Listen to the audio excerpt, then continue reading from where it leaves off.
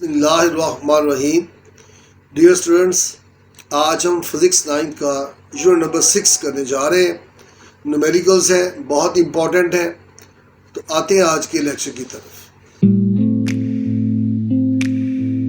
जी, problem number है 6.6।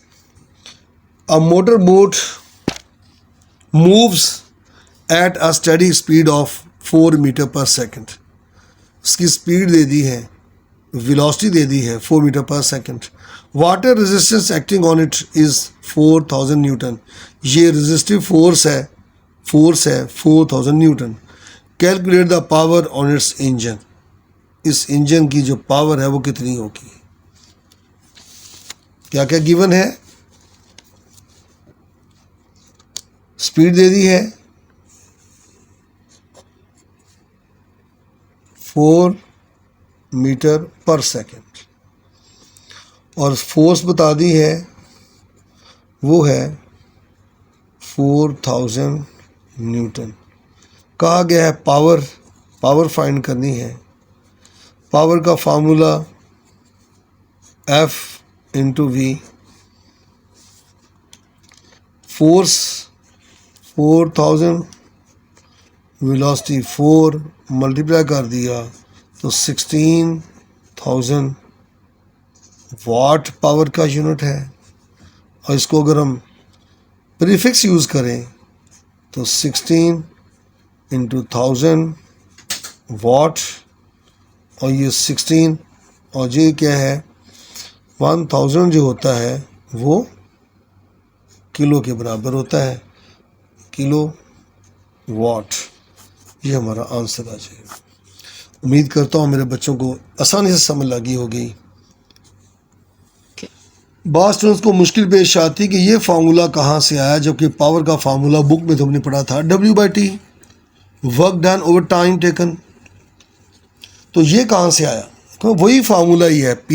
Power था work done over time, work है फोर्स इंटू डिस्प्लेसमेंट, ओवर क्या है टाइम, डिस्टेंस है, force into distance over time. अब फोर्स वैसे ही और डिस्टेंस ओवर टाइम को हम क्या कहते हैं? ये वेलोसिटी है, F इंटू वेलोसिटी। लिहाजा ये फार्मूला जो है वो यूं ड्राइव किया हुआ है। आप वहाँ पे ये ड्राइव नहीं करेंगे, सिंपल ये लिख के इसको सॉल्व कर देंगे। अगर ड्राइव करना भी चाहते हैं तो लिख भी सकते हैं। हम क्या लिखेंगे? इसका फार्मूला पूरा लिख दीजिए। चूँकि टाइम मेंशन नहीं इसमें किया हुआ तो S/T को हम क्या कह देंगे? वो वेलोसिटी है। तो वैल्यू पुट कर दे, इसका आंसर बन जाएगा। उम्मीद करता हूँ इसको आपको समझ अच्छा लगी होगी। अब आते हैं नेक्स्ट क्वेश्चन की तरफ। A man pulls a block with a force of 300 newton through 50 metre in 60 seconds. अब जो 6.6 था उससे थोड़ा सा आगे और आसानी हमारे लिए पैदा कर दी गई है कि एक ब्लॉक को 300 न्यूटन फोर्स, ये फोर्स बता दी गई है और डिस्टेंस बता दिया गया है और टाइम बता दिया गया है। फाइंड करनी है पावर। कैसे? Very simple. फोर्स लिखते हैं। फोर्स कितनी है? वो है 300 न्यूटन और S उसका डिस्टेंस बता दिया गया है वो है 50 मीटर। और क्या दिया गया है? टाइम बता दिया गया है वो है 60 सेकेंड्स। तमाम ऐसे यूनिट्स हैं, कोई परेशानी नहीं है। फाइंड क्या करना हमने? पावर। जी बिल्कुल। अब पावर जो है P is equal to formula, यहाँ देखिए मैंने फार्मूला को बताया था। Power is equal to W/T, work over time. Work क्या था? Force into distance over time. अब ये फार्मूला हमारा यहाँ पे पुट हो जाएगा। वहाँ वेलोसिटी हमने इसको रिप्लेस किया था, अब यहाँ पे डायरेक्ट हमें वैल्यू दे दी है। तो आते हैं F into S over time. सब कुछ मेंशन है। F 300 है, मल्टीप्लाई बाय S 50 है, डिवाइडेड बाय 60 है। इसको सॉल्व करें तो हमारे पास क्या आ जाएगा, आंसर इसका क्या आ जाएगा, 250 वॉट पावर का आंसर आ गया। 6.8 है 6.8 है A 50 kg man moved 25 steps up in 20 seconds. Find his power if each step is 16 centimeter high. Diagram है, ना भी दी गए कोई हर्ज नहीं है, हम इसको क्वेश्चन को बनाते हैं। A 50 kg man यानी इसका मैस बता दिया गया है, मैस है 50 kg। नंबर ऑफ स्टेप्स कितने हैं, सीढ़ियों की तादाद कितनी है,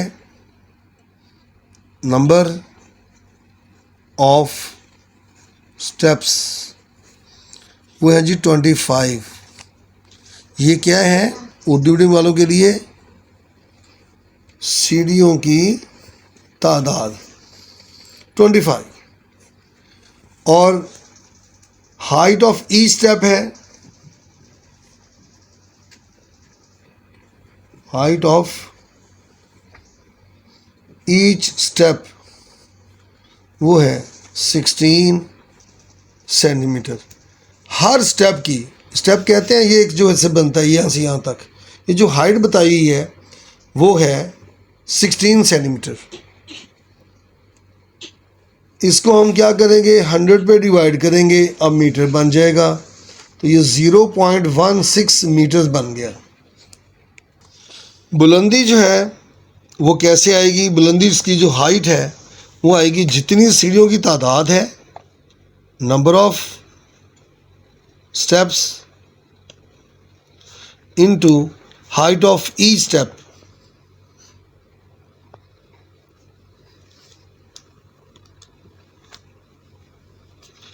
यानी जितनी सीढ़ियों की तादाद है वो 25 है और एक ही हाइट है 0.16, मल्टीप्लाई कर दें तो हमारे पास 4 मीटर उसकी हाइट आ गई, जो टोटल वो बंदा सीढ़ियाँ चढ़ेगा।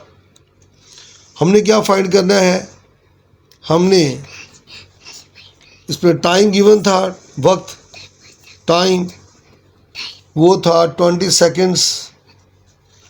तो क्वेश्चन में आते हैं, पावर फाइंड करनी है। पावर जो है वो होता है work done over time.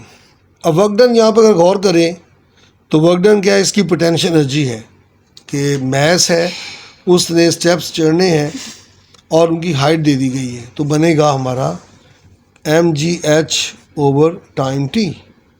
Value put करते हैं 50 इंटू 10 इंटू 4 ओवर टाइम है 20।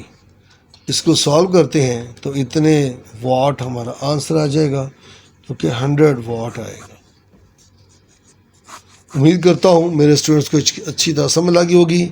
मैं फिर थोड़ी सी बात को दोबारा रिपीट कर देता हूँ, दोहरा देता हूँ कि मैथ्स दिया हुआ था, स्टेप्स की तादाद बता दी गई है और हर स्टेप की हाइट बता दी है। इन दोनों को मल्टीप्लाई करके हम हाइट बना लेंगे कि एक स्टेप वो 0.616 मीटर है, यानी 16 सेंटीमीटर को 100 पे डिवाइड करने से मीटर बन गया था, तो 0.16 मीटर आया।